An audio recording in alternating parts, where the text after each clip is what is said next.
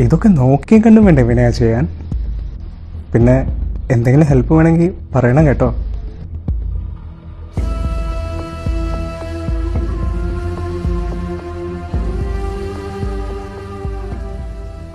എന്തു പറ്റിയിടി? ഇത് വൃത്തികെട്ട മനുഷ്യനാണോ എന്തോ, മടുത്തു. അയാളുടെ നോട്ടവും സംസാരവും തൊട്ടും പിടിച്ചുള്ള പെരുമാറ്റവും. ഞാനും ഇതൊക്കെ സഹിക്കാൻ തുടങ്ങിയിട്ട് കുറെ നാളായി. പക്ഷെ പറഞ്ഞിട്ടെന്ത് കാര്യം? ഈ നശിച്ച സ്ഥലത്ത് നിന്ന് എങ്ങനെയും ഒന്ന് പോയാൽ മതി. പക്ഷെ വീട്ടുകാർക്ക് പറഞ്ഞിട്ട് മനസ്സിലാവണ്ടേ?